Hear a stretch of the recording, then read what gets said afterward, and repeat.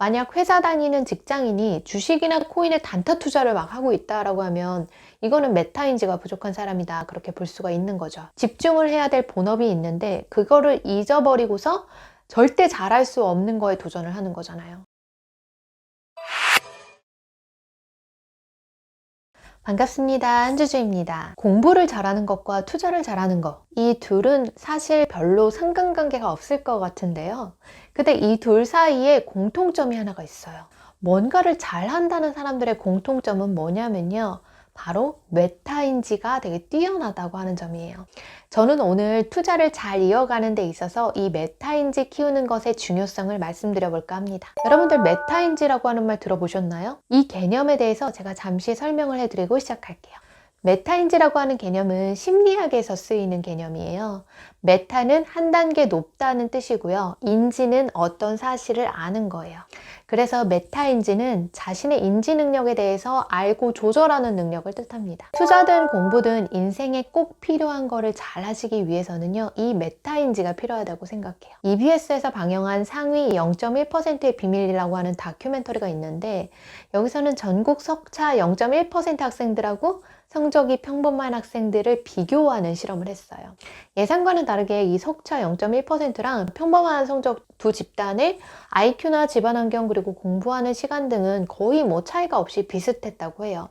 다만 확연하게 차이가 나는 부분이 하나 있었는데 그건 바로 이 메타인지였다라고 합니다. 공부 잘하는 학생들의 특징은 자신이 뭘 알고 뭘 모르는지를 꽤 정확하게 알고 있다고 해요.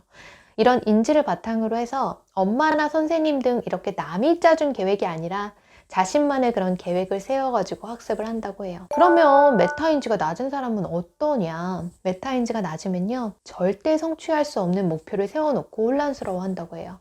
자신의 장점과 단점을 잘 못 파악해가지고 막 비현실적인 계획을 세우고 그래서 이제 실패할 수밖에 없다는 거죠.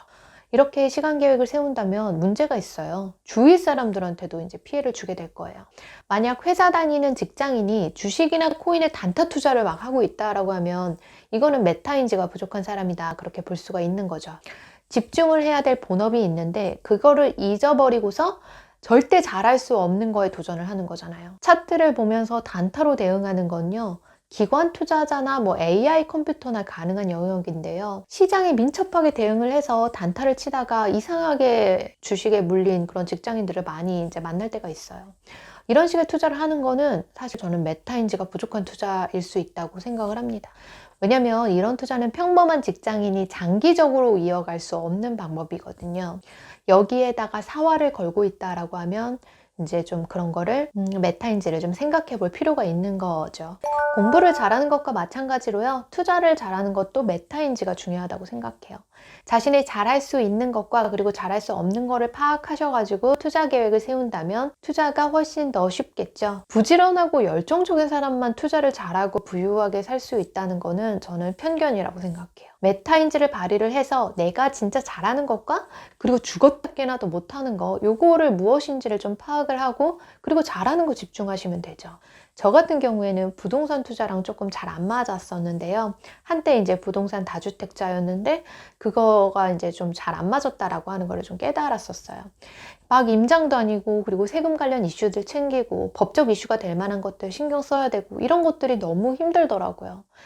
근데 부동산 투자랑 반대로 주식 장기 투자는 저에게 정말 잘 맞는다는 생각이 들어요.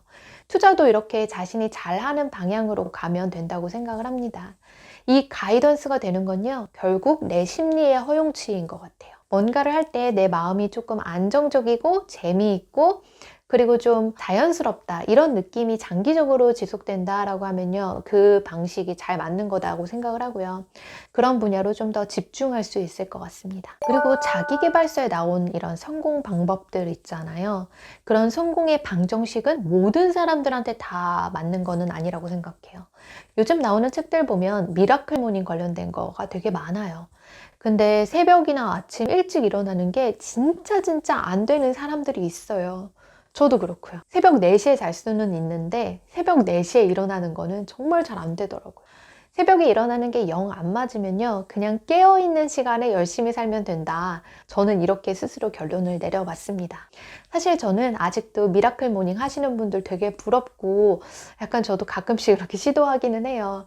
근데 이게 좀 저에게는 잘 맞는 방식이 아니라는 거를 좀 할 때마다 깨닫게 되는 것 같아요. 그리고 저는 예전에 성공한 사업가 중에서 MJ 드마코라고 하는 분이 계시거든요.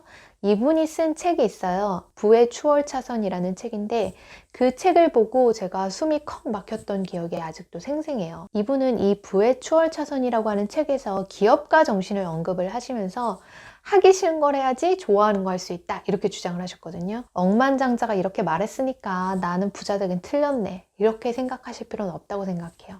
물론 책을 읽다 보면은 이분한테 배울 점이 되게 많은데요. 그 중에서 나한테 맞는 것만 참고를 해가지고 배우면 되는 거죠. 내가 즐겁게 노력할 수 있는 것만 따라서 해보면 되는 거지 어떻게 다 똑같이 할 수가 있겠어요. 결국 제가 가장 중요하다고 생각하는 건요. 자신이 잘하는 것과 그리고 못하는 것을 파악해가지고 그러니까 메타인지를 발휘를 해서 스스로의 성향에 가장 잘 맞는 투자를 선택하는 거라고 생각을 합니다. 성향에 잘 맞아야지 오랜 기간 투자를 이어갈 수가 있잖아요.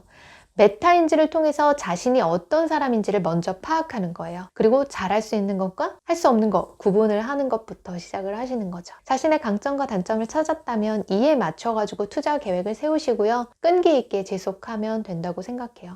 실행해 나가면서 뭐 보완할 점을 발견한다면 개선해 나가면 되는 거고요. 조언이 필요하면 그런 조언을 받을 수 있는 분께 찾아가면 되는 거예요. 자, 도덕경 33장에 나온 말 중에 제가 되게 좋아하는 말이 하나 있어요. 남을 아는 사람은 지혜롭고 그리고 자기 자신을 아는 사람은 더욱 지혜롭다. 내가 잘하는 것과 못하는 거 알고 그리고 투자나 공부나 이런 것들을 해 나간다면 원하는 거를 꽤 잘 해나갈 수 있지 않을까 저는 그렇게 생각을 합니다. 오늘은 여기까지예요. 주주님들 편안한 밤 되세요.